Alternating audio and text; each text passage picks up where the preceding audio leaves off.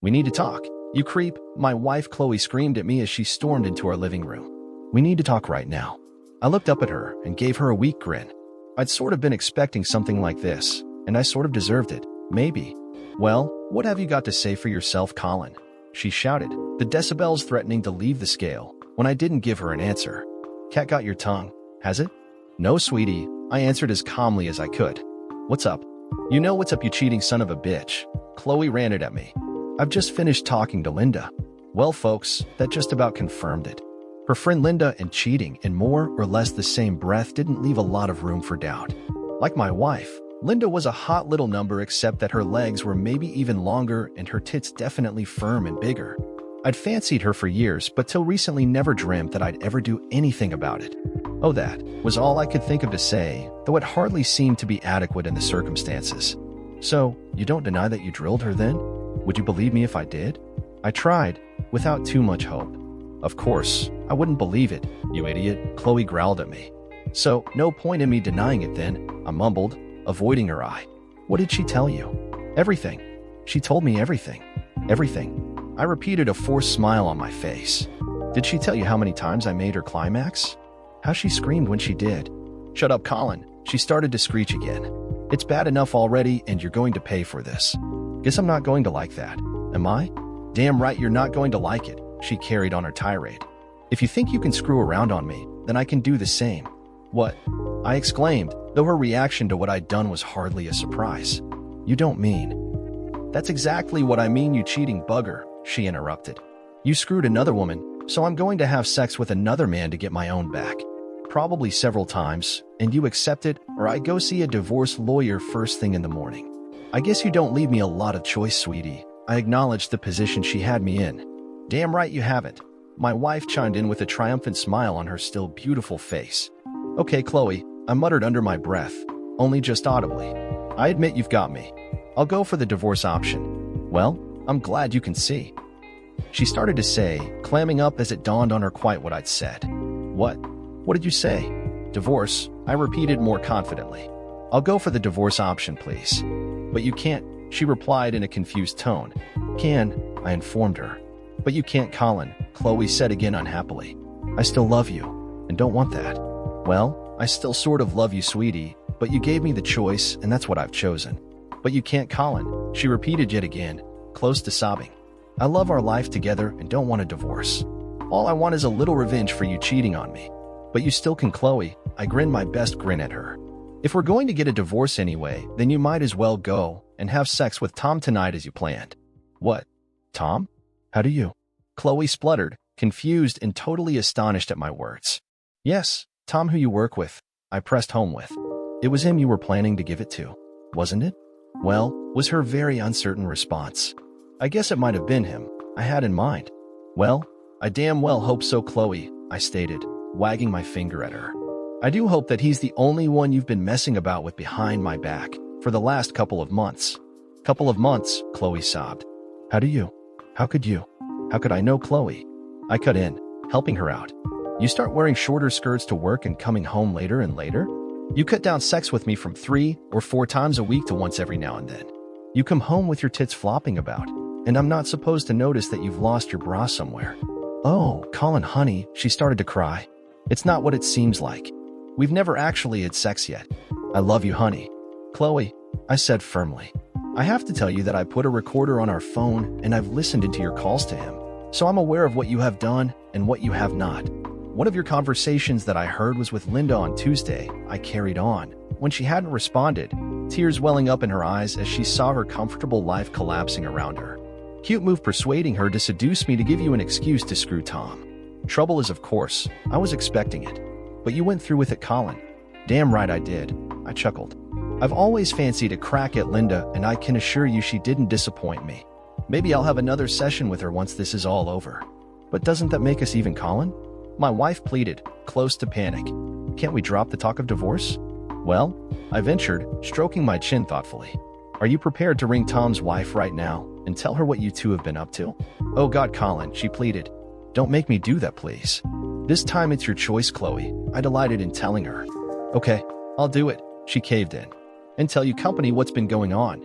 You might get the sack, but he's your boss. so we certainly will. Okay, she whispered, pleasing me knowing that I just effectively wrecked Tom's life. And get Linda to seduce me again? I don't think she'll agree, Colin. She tried to get out of it. Oh, I'm pretty sure she will if you ask her nicely, I told her confidently with a grin, remembering that afternoon in the state I'd left the lovely Linda in, my grin widening when Chloe nodded her agreement. So, first of all, go ahead, send an email to your office right now. My eyes sparkled when she actually sent the email along with her resignation. That should make sure both will have their professional life ruined. Now, call Tom's wife. Can we skip that? I have already sent the email. She tried to bargain. Sooner or later, the news of Tom getting fired will reach his wife, so why delay the inevitable? She picked up the phone. I don't have her number. Let me help you with that. I took her phone and dialed the number. The phone rang twice and Susan picked up the phone. My name is Chloe and your husband and I are having an affair. Yes, that is correct. You already know that. How did you know? A perplexed Chloe hung up. How does she know about me? Chloe looked at me. I guess she is what you call beauty with brains and big tits. I smiled. How did you know her phone number? She sneered. That can be a conversation for a later date, I said, walking to my bag. Here, this is a gift for you. I handed the manila envelope. I had it draped with red ribbon for added effect. This has the divorce papers and the terms. I guess my request for a threesome would not be fulfilled, I think. I continued to push my luck. And I meant with Linda, not Tom. I'll do anything. Anything you want, but please don't end our marriage. It ended the day I found out that you held hands with Tom and bragged about it to Linda. You were so happy, just like a teenager. I knew it was over. That same day, I went to my lawyer and got the paperwork done. Gathered the evidence, and now I am done. You cheated on me as well. I will drag you to court. Dry you out of every penny. Good luck with proving that you asked your friend to seduce and have sex with me. That does help your case. I laughed. Well, I have my bags packed and I am now running late. Susan will be waiting for me at the airport. We are going on a vacation to Bangkok. I'll be back, but not in this house. I gave it to you. So, you can now call Tom and even use the bed in the master bedroom. Since he will be out of his bed, I'll move in with Linda. At least that what we have planned is yet. I picked up my bags and said, I did love you, till you did. You were sleeping with that bitch too. You are a bad man, a bad man. Chloe screamed and collapsed as I walked to the door. Me a bad man? That reminded me of what one of my favorite pro wrestlers, late Scott Hall, once said. Hard work pays off. Dreams come true. Bad times don't last, but bad guys do. Now for the second story. I'm John, married to Kate for 12 years with 2 amazing kids. Recently, I learned about her infidelity through a call from a guy named Mike. He revealed they'd been involved, and shockingly, Kate had been cheating on him too. Anger consumed me as Mike expressed his desire for revenge. In the heat of the moment, I lashed out, even threatening harm. Later, I realized we both shared a common betrayal. Now we wanted revenge. Against my better judgment, I agreed to help Mike catch my wife, Kate, with her third lover, whom we'll call lover number 3. Our plan was straightforward. Mike would keep tabs on Kate, and I'd confirm her movements when needed. After some digging, I discovered lover number 3 was a contractor named Dave, married to Sarah, a successful lawyer. I reached out to Sarah, providing evidence of the affair. Initially skeptical, Sarah eventually believed me and was furious. We decided to join forces for revenge. Mike continued monitoring Kate, and when she planned to meet Dave, Sarah and I orchestrated a surprise at their rendezvous point, a cabin by the lake. The day arrived, and Mike informed me that Kate was planning to meet Dave at the cabin that night. Sarah and I met beforehand, nervously going over the plan. There was a mix of anxiety and excitement. We were about to take control of our lives and confront the cheaters. As evening approached, Sarah and I drove to the cabin, where Mike joined us. It was the first time I saw him in person, and I couldn't bring myself to be civil. I kept my distance, fearing my rage might jeopardize the plan. We parked a little away and approached the cabin on foot, ensuring we wouldn't be seen. The anticipation was intense. We knew that if we pulled this off, it would be worth it. Dave and my wife were already inside when Sarah and I exchanged a nod, took a deep breath, unlocked the door, and stormed in. The moment had come to confront them and give them a taste of their own medicine. As Mike trailed behind us, we burst into the cabin to find Kate and Dave completely exposed and engaged in their affair. The shock on their faces was priceless. Kate's turned white as a sheet, and Dave's eyes widened in disbelief. They were caught, and there was no escaping it. But we weren't done. Sarah and I decided to add a twist to our revenge plan. I had prepped Mike for a physical confrontation, playing on his anger and betrayal. It didn't take much to push him over the edge, and soon, a fight erupted between Mike and Dave, both fueled by intense emotions. While they threw punches, I seized the opportunity to serve Kate with ironclad divorce papers that Sarah had helped me prepare. With the threat of losing everything, our house, kids, and her reputation, Kate's defeated expression as she read the papers was one of the most satisfying moments of my life.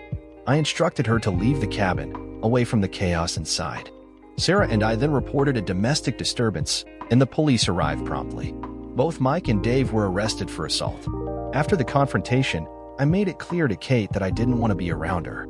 She had to arrange her own ride home, so she called her sister, but it took hours for her to arrive. During the time, Kate sat in the cabin, surrounded by the wreckage of her lies and betrayal, forced to reflect on the choices that led her to that moment. It felt like poetic justice, and I couldn't have been happier with the outcome. In the end, Sarah and I both achieved the revenge we sought against those who had hurt us the most. While the process wasn't easy or pretty, it was undeniably worth it. We supported each other through the divorce proceedings that followed.